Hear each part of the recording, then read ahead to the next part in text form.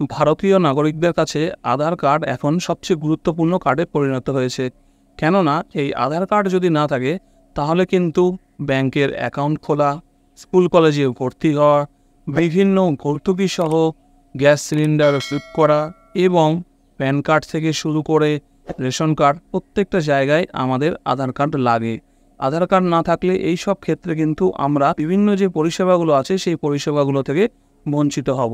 তাহলে আধার কার্ড কিন্তু আমাদের জীবনের সঙ্গে এখন একটা খুব গুরুত্বপূর্ণ কার্ড হিসাবে জড়িয়ে গেছে, যেই কার্ড ছাড়া আমরা কিন্তু কোনো কাজই প্রায় করতে পারবো না। এবার এই আধার কার্ড নিয়ে কিন্তু একটি খুব গুরুত্বপূর্ণ আপডেট দিয়েছে সরকার। কি আপডেট দিয়েছে সেটা নিয়ে আজকের ভিডিওতে আপনাদের সঙ্গে আলোচনা করব। এমন একটি আপডেট এবং এমন একটি ঘোষণা করেছে সরকার, যারা নতুন আধার কার্ড তৈরি করব বলে ভাবছেন তারা কিন্তু সমস্যায় পড়ে যাবেন।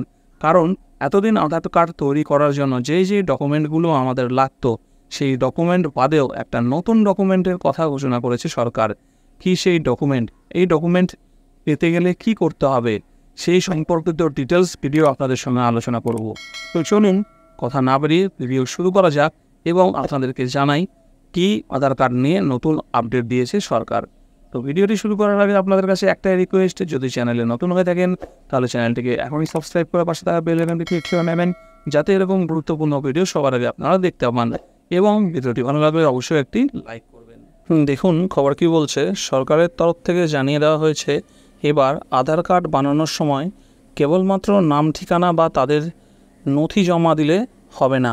এই ক্ষেত্রে গুরুত্বপূর্ণ যে নথির কথা বলা হচ্ছে সেই নথিটি জমা না দেওয়া হলে আবেদন গ্রহণ করা হবে না। এমনকি যে নথির কথা বলা হয়েছে সেই নথির পরিপ্রেক্ষিতে আধার কার্ড তৈরি এখন অনেকটাই কঠিন হতে চলেছে। তাহলে সরকার কিন্তু আধার কার্ড তৈরির জন্য একটা নতুন ডকুমেন্ট চাইছে। কি সেই ডকুমেন্ট চাইছে সেটা কিন্তু আপনাদেরকে ভিডিওতে জানাবো।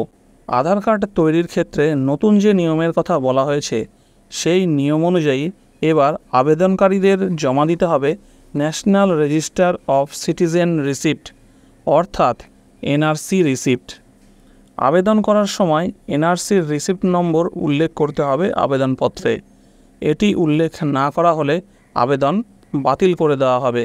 তাহলে কিন্তু এখানে পরিষ্কার লেখা হচ্ছে বা জানানো হচ্ছে যে নতুন করে যদি কেউ আধার কার্ডের জন্য অ্যাপ্লাই করে তাহলে কিন্তু তাকে যা যা ডকুমেন্ট দিতে হয় সেগুলো দিতে হবেই, এবং তার সঙ্গে নতুন করে এনআরসির জন্য যে অ্যাপ্লাই করা হয়েছে সেই অ্যাপ্লাইয়ের রিসিপ্ট কপিটা কিন্তু সাবমিট করতে হবে। তা না হলে কিন্তু আবেদন বাতিল করে দেওয়া হবে। আধার কার্ড তৈরির ক্ষেত্রে এমন নতুন নিয়মের ঘোষণা করেছে অসমের মুখ্যমন্ত্রী হিমন্ত বিশ্ব শর্মা।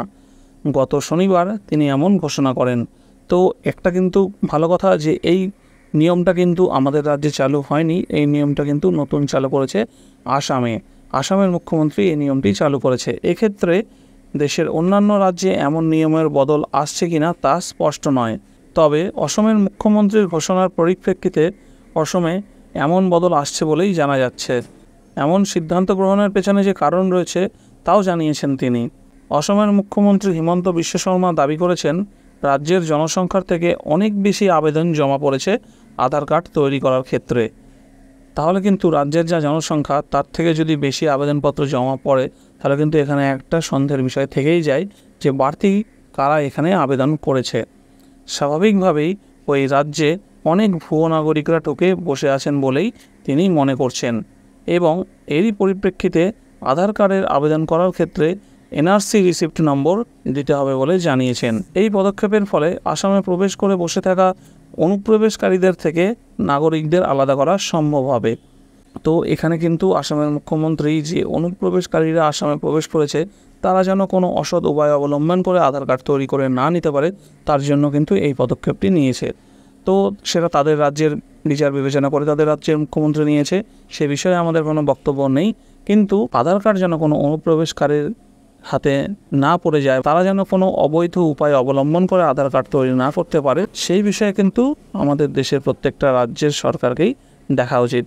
আশা করি ভিডিওটি আপনাদের ভালো লেগেছে। ভিডিও থেকে অনেকটা গুরুত্বপূর্ণ তথ্য আপনারা জানতে পেরেছেন। যদি ভিডিওটি ভালো লেগে থাকে তাহলে অবশ্যই ভিডিওটিকে একটি লাইক করবেন। কোনো মতামত থাকলে অবশ্যই সেটা কমেন্ট করে জানাবেন, এবং এরকম ভালো ভালো গুরুত্বপূর্ণ ভিডিও দেখার জন্য অবশ্যই চ্যানেলটিকে সাবস্ক্রাইব করে পাশে থাকা বেল আইকনটি প্রেস করে নেবেন, যাতে সবার আগে এরকম ভালো ভালো ভিডিও আপনারা দেখতে পান।